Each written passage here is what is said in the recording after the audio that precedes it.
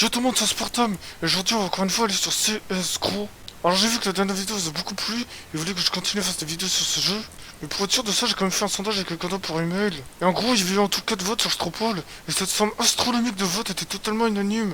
Ils voulaient tous que je fasse une vidéo sur CSGO plutôt qu'un autre jeu. Alors je vais m'abstenir de faire une sur Fortnite pour cette fois, et je vais suivre vos avis.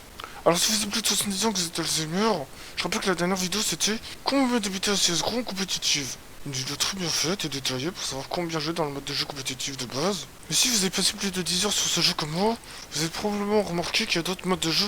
Du coup, cette vidéo va justement dédiée aux autres modes de jeu les plus joués, Wigman et Danger Zone. Alors évidemment, avant d'y aller, comme d'habitude, on va s'échauffer les articulations du poignet vite fait. Bon, bien sûr, comme expliqué dans la vidéo précédente, la meilleure façon de s'échauffer quand on est nul, c'est d'aller en match à mort. Mais si on veut, si on se sent vraiment chaud, on peut directement s'entraîner en compétitive. Et c'est ce que je vais faire vu qu'actuellement, je pense pas avoir besoin de m'entraîner en match à mort. Je pense que je suis naturellement assez chaud comme ça. Ok, donc je vais me faire kick de la game en compétitif parce que j'étais vraiment trop fort là. Le mec avec qui j'étais, ça leur faisait honte. Et je peux comprendre comme voit mon niveau. Je vous montrerai pas, mais en gros, j'ai fait genre T3 no-scope à la web en longue à 50 mètres de distance. J'ai aussi fait 2 aces à la K47 et un ace au Glock. Et puis quand j'ai fait le clutch en V5 à la Negev pour finir par diffuser la bombe, bah ils m'ont kick parce qu'ils ont vu que j'avais clairement un niveau 3 pour ce rang. Mais c'est pas grave, parce que tout ça c'était juste pour s'échauffer. Et maintenant qu'on s'est échauffé comme il faut, on va pouvoir passer au sujet principal de cette vidéo. Mais avant ça, je dois vous dire quelque chose de très important par rapport à ce mode de jeu. Parce qu'en fait, ces deux modes de jeu là, ils sont à deux joueurs. Et le truc, c'est que c'est bien mieux quand on est joué avec quelqu'un qu'on connaît réellement. C'est pour ça que moi je vous conseille de trouver un ami pour jouer avec vous à ces modes de jeu. Et puis si vous en avez pas comme moi avant, ne vous inquiétez pas, je vous montrerai plusieurs moyens de se trouver un copain pour jouer. Par exemple, vous pouvez chercher un mec directement jouer en match à mort. Mais ça marche aussi sur n'importe quel autre petit jeu de CSGO, hein. Comme Coaster L'armement ou Sniper Volant par exemple. Ou alors aussi, vous pouvez chercher sur des sites adéquats, il y aura plus de chances de trouver des réponses à votre demande. Et le truc, c'est qu'il faut pas hésiter à en faire plein des sites, hein. Dites-vous bien que plus vous en ferez, plus vous aurez de chances de trouver quelqu'un. Alors aussi, vous pouvez en chercher en commentant les vidéos, vous savez, il y a potentiellement du monde qui peut avoir votre commentaire. Après, c'est juste à vous de trouver les bons sites qui pourraient correspondre le mieux à ce que vous cherchez, hein. Et puis finalement, en dernier cours, si vous avez trouvé personne jusque-là, vous pouvez essayer une dernière technique. En gros, c'est très simple et très malin. Ça consiste tout simplement à mettre votre demande dans les chats de générateurs pour sur l'autoroute. Et normalement, si vous faites tout ça, vous devrez trouver un minimum de monde pour jouer avec vous. Alors moi, j'ai réussi à trouver quelqu'un grâce à cette méthode. Et ce qu'il faut savoir, c'est que depuis, on est devenu vraiment très potes avec ce gars. C'est un peu devenu mon meilleur ami en ligne. Et du coup, c'est avec lui que je vais sur le mode de jeu Wigman et Danger Zone pour cette vidéo.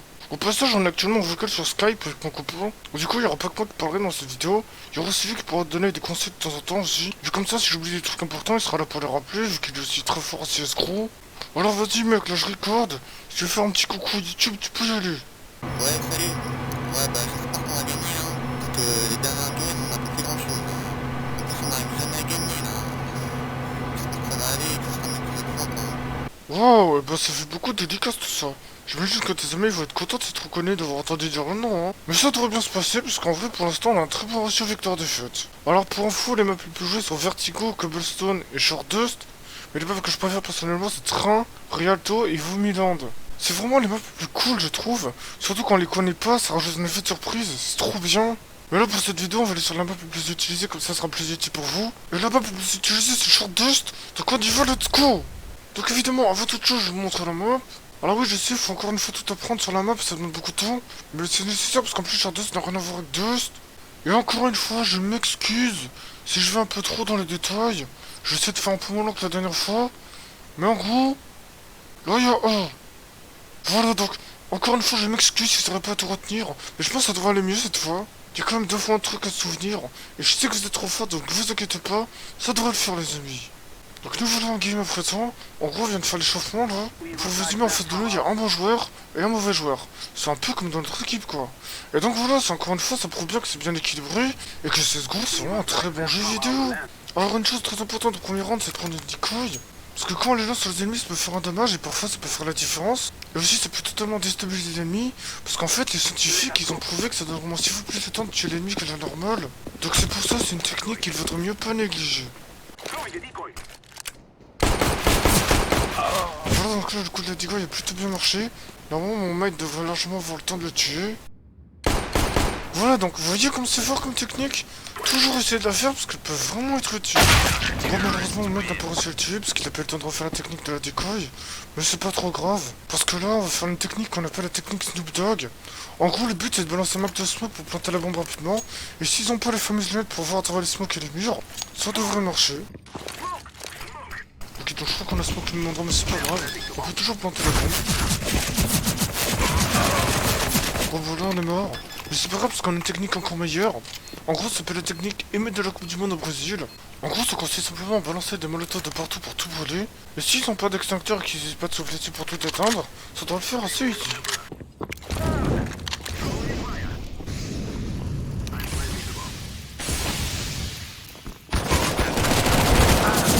Ok, donc là ils ont été très forts quand même, parce qu'ils ont fait la fameuse technique Pimpon y a les pompiers, into la technique plongeon de CRS dans la gueule des grévistes. Et c'est là qu'on voit quand même qu'on a affaire à des bons joueurs contre nous, parce que des techniques comme ça on les voit que pendant des événements comme les majors internationaux avec les plus grands joueurs du monde, ou pendant les fameuses grandes manifestations à Paris guidées par les plus grands gauchistes du pays.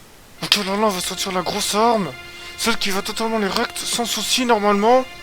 Ça va totalement être un massacre. Préparez-vous à un génocide. Le P90.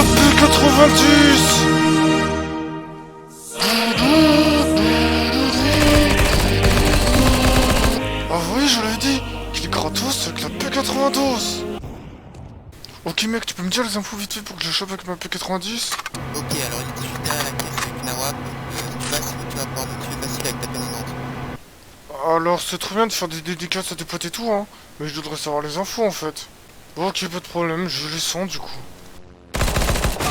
Ah bah c'est vraiment dommage que j'ai pas eu les infos. Ma Poutine 90 aurait pu l'éclater en mode 40 balles tranquille là.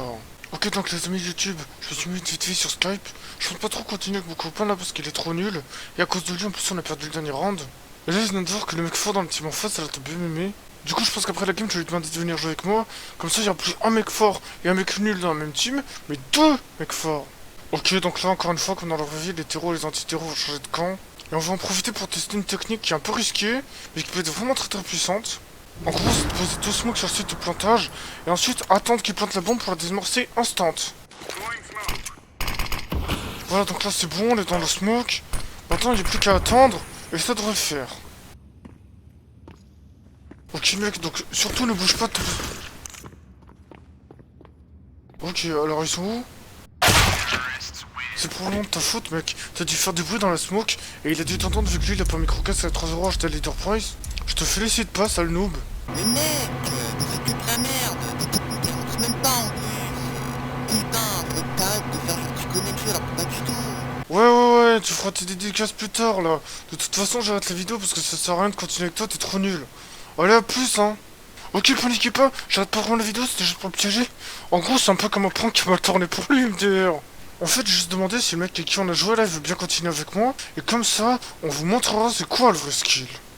Ok, c'est bon, il m'a ajouté, je pourrais lui demander s'il veut ou pas. Ok, donc c'est bon, on va pouvoir aller ensemble tout éclater à rugby avec mon nouveau meilleur copain. Et ensuite, on passera en mode Danger Zone. Ok mec, petit tip si tu sais pas, mais prends une decoy parce que tu peux faire un damage supplémentaire et ça peut trop aider. Oh, je pense qu'il a oublié. Mais c'est pas grave, ça devrait bien se passer quand même.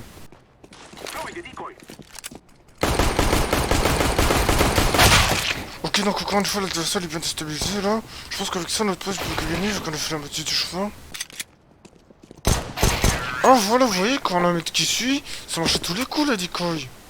Ok, donc deuxième round, je peux déjà prendre ma magnifique P90 Made in Russia.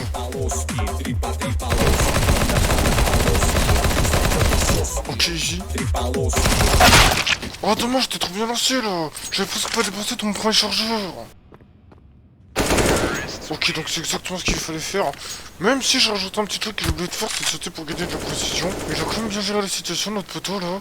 Ça aurait pu être mieux, mais c'est pas très grave. Parce que comme ça, vous voyez ce que ça donne quand on a deux mecs forts dans la même team. Ça laisse plus aucune chance aux ennemis, MDR. Allez, maintenant, fini de rigoler. On va enfin pouvoir commencer à jouer sérieusement.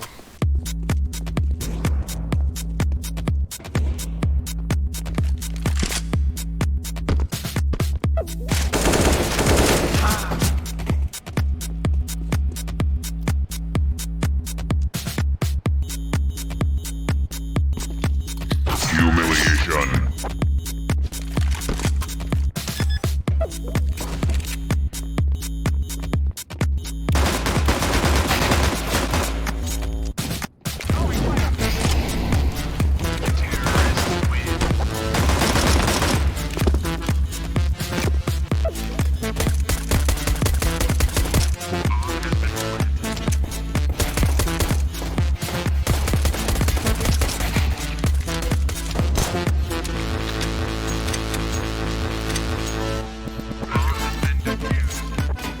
voilà, comme vous l'avez vu, c'est comme ça qu'on fait une game Wingman. Bon, après, je vois venir dans les commentaires. Ouais, ok, mais moi je suis pas si fort que toi. Toi, t'as clairement un niveau beaucoup trop haut. Mais moi, je suis un peu nul. En même temps, on peut se le cacher, je suis un peu professionnel du jeu. C'est normal que j'y arrive aussi facilement. Mais c'est vrai que ça risque d'être un peu difficile pour vous d'arriver jusqu'à mon niveau. Mais faut pas se décourager, les amis. Si vous jouez par exemple 5 minutes une fois par semaine, au bout de 3 ans, vous devrez y arriver. Et les games, vous les gagnerez comme nous on vient de le faire. Enfin bref, pour synthétiser tout ça, la vraie recette pour arriver à gagner facilement en Wingman, c'est très simple. Pour ça, il vous faut 2 mecs super bons, de la connaissance, du style, des armes adaptées et avoir acheté NordVPN. D'ailleurs, si vous êtes intéressé par ce magnifique logiciel qu'est NordVPN, je vous ai mis un lien en description. Page 1, alinéa 2, insiste bien sur le fait que c'est un super logiciel. C'est vraiment un super logiciel que j'utilise tous les jours pour mon plus grand plaisir. Ce sont d'utilisation très pratique, rentre même dans mon sac quand je peux faire des balades en enfer, et me garantit de gagner des matchs en mouvement très aisément. Page 1, alinéa 3, et après tu balances notre slogan pour les pigeons et ensuite tes 5 euros. NordVPN, vos données, sécurisées, go acheter. Ok, donc on va passer cette petite publicité. Pour vous résumer, j'ai demandé à ce qu'on fasse des Danger Zone avec mon nouveau meilleur copain. Et il m'a dit, y a pas de problème, on peut y aller. Et donc là, ça y est, on est parti en mode Danger Zone. Alors si vous avez déjà joué à Fortnite, c'est un peu pareil, sauf qu'on peut pas faire de danse, ce qui casse un peu le gameplay si vous voulez mon avis. Bref, on va commencer là. Et la première chose à faire, c'est d'abord choisir sa destination. Alors évidemment, vous mieux éviter les rues et de la racaille qui coûtent du jeu à fond. Et aussi éviter celles où il y a des bobos qui jouent à Temtem sur leur iMac à 20 000 euros. C'est assez important de choisir l'envolée quand même. Donc faites bien attention et décidez-vous bien les amis. Personnellement, c'est une île que je peux vous déconseiller, c'est pique-nique, parce qu'il n'y a même pas de bouffe sur place, c'est que des armes à feu. Et perso, quand je vais faire un pique-nique, c'est pas pour trouver des USP, des AK-47, c'est surtout pour bouffer comme un gros porc summer. En parlant de bouffe, j'ai entendu qu'ils allaient rajouter un endroit sur la map qui s'appellerait McDo. Et il y aurait carrément un drive-in où tu pourrais passer prendre ton Happy Meal juste pour aller dans la piscine à boules et buter tes sales gosses. En fait, j'ai entendu ça parce que Gibbon était un très grand fan de McDo, ce serait pas étonnant qu'il rajoute ça sur la map. On va dire que ça lui rappellerait des bons souvenirs. Aussi en bonus, je conseillerais de prendre des parachutes, parce qu'on n'est jamais trop prudent, par exemple quand on monte sur un escabeau de 1m60. Il y en a beaucoup qui sont morts comme ça, alors ce serait vraiment dommage de faire de mieux. Bon, maintenant que vous connaissez les bases de ce qu'il y a avant de commencer, on va pouvoir passer à la suite. Et une chose qu'il faut savoir, c'est le système de la rareté des armes. C'est très important parce que comme ça on sait si on a des armes fortes ou des armes nulles. Et donc pour vous résumer, les armes blanches c'est pas bien, les bleus c'est pas ouf, les mauves c'est bien, les violettes c'est excellent, et les rouges c'est trop cool. Après perso j'ai que des bleus et des mauves dans mes games, c'est peut-être un bug parce que dans Fortnite ça m'arrive jamais.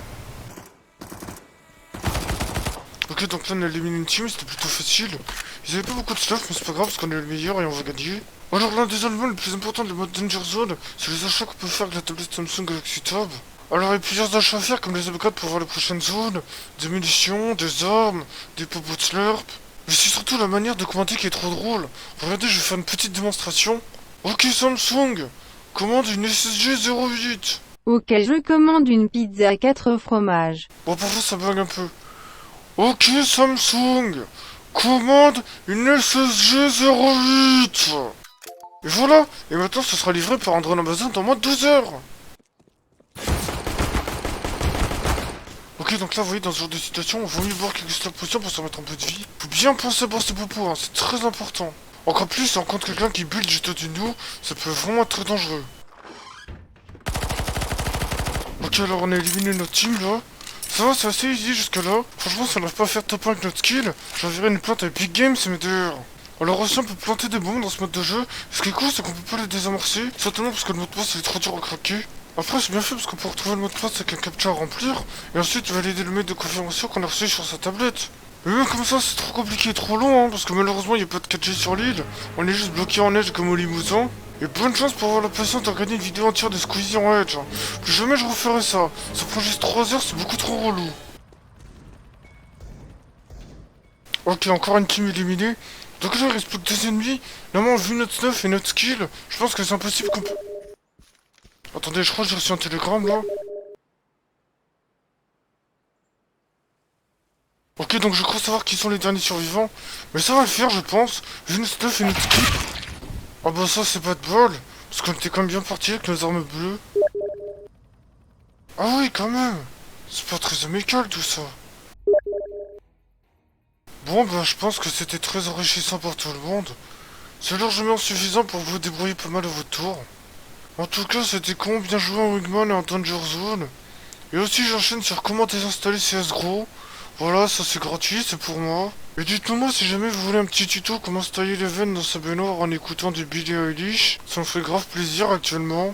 En attendant, je vous fais un petit tuto rapide comment éteindre son PC. Et moi, je m'en vais écrire des demandes d'amis dans les toilettes d'heure de repos. Allez, bisous, à bientôt.